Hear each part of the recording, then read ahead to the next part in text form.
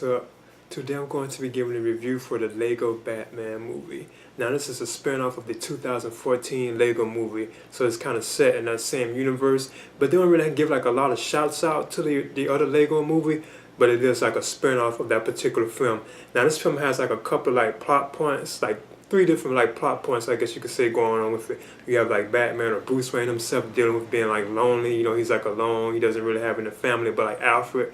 Then he brings in like an orphan, like Richard, Dick Grayson, Robin, But at the same time, you also have the plot going on with like the Joker himself, like, and the other like super villains of like Gotham City, they are constantly committing like these crimes. Even once like Batman locks them up, they go back and commit these same crimes. So you have this other plot where Batman believes that they should be taken to like the Phantom Zone, which is like Superman's like prison for his supervillains, where he has in prison like General Zod and other like supervillains that he's acquainted with, So Batman believes that he has to do that, like put like the Joker and like other, well, mainly the Joker himself, into like the Phantom Zone. Then you also have like a new commissioner, who's like Barbara Gordon, like Commissioner Gordon's like daughter, James Gordon's daughter, So I thought that was kind of interesting too as well. But you have all these different like plot elements going on with the film itself. But anyway, this will be my review for the Lego Batman movie. First of all, I was surprised that I did enjoy the movie as much as I did,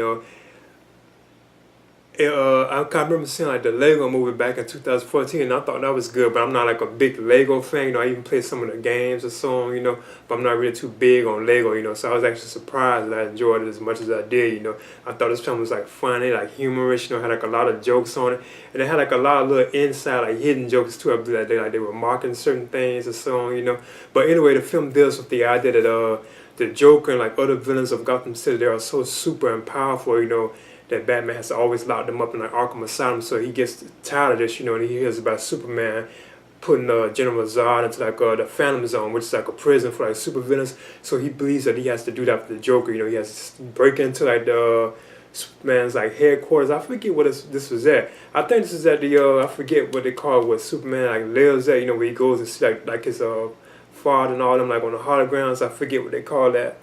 But he decides that he has to break into there, to steal like the Phantom thing. I forget what it's called. Then like they can put the Joker himself inside like the Phantom Zone where all the supervillains are. So that's basically what the major plot point of the film is, But at the same time, you have Bruce Wayne, who has adopted, he didn't know that he was doing it. He actually adopted Richard Grayson, like Dick Grayson, who becomes Robin in the film.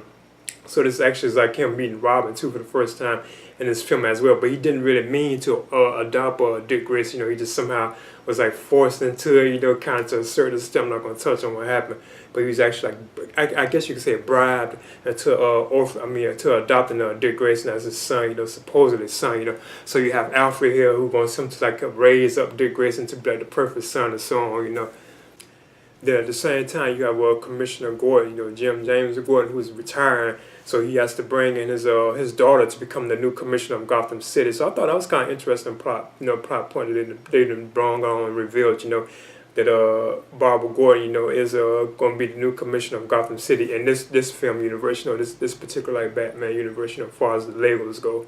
But other than that, she also becomes like Batgirl like later on in the film, and I thought it was kind of okay how they brought them together, But what's cool about the film too, you get to see all like the super villains of like Batman, so like the Penguin, the Riddler, Mr. Freeze, Catwoman, Scarecrow, Clayface, Bane. There's so many, like Killer Croc, it's like tons of them, Yeah, I know I probably missed some of them, You get to see all of them brought into like the world, You also get to see Superman play like a minor role. Now his role wasn't that big, and I thought that was kind of surprised, that his role wasn't that big, but he's there, he does make an appearance, And then other than that, you also have like the idea that Batman himself, he has to deal with being like lonely, he doesn't really have family or friends or anything, he just has like Alfred. And then he brings in like Dick Grayson at one point, and Barbara Gordon too as well, But other than that, that's all the film is really about. I thought it had some cool like action scenes too as well. And it was more funny. It was funnier than I thought it would be too as well. I found myself actually like laughing a lot, at the film. And I thought the Joker was pretty cool too as well in the film, like the other villains too as well. But the Joker is like a major part of the film.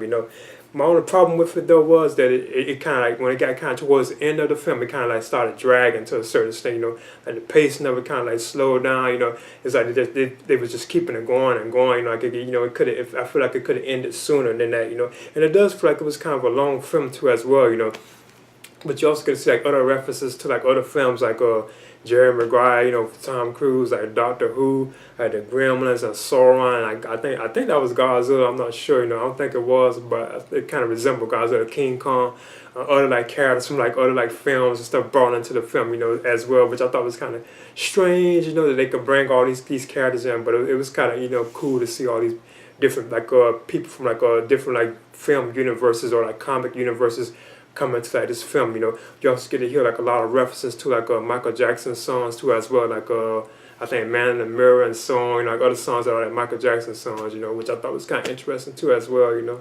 I thought the performances were cool too. Like you have Will Arnett returning to provide the voice of like Batman, Bruce Wayne. You have Hector Elizondo as Commissioner Gordon. You have Zero Dawson as Barbara Gordon. You know, you have Michael Sierra as I thought that was interesting as Robin, Dick Grayson, Ray Fiennes as Alfred, you know, and like other actors and actresses too as well. You know, I'm not going to touch on everybody because there's so many in here, you know, that they had in this film, you know. But then I thought the Lego Batman movie, I thought this is pretty cool, you know. I enjoyed. Like I said, if anything, it kind of like dragged towards the end, you know. I thought the ending of it, and the ending was still pretty cool. But I feel like when it was leading to that, I feel like it was kind of like dragging, like the pace of it like went down, you know. It's like it wasn't really like entertaining that much anymore, you know. But then I'll be giving the Lego Batman movie, maybe they're giving this a B.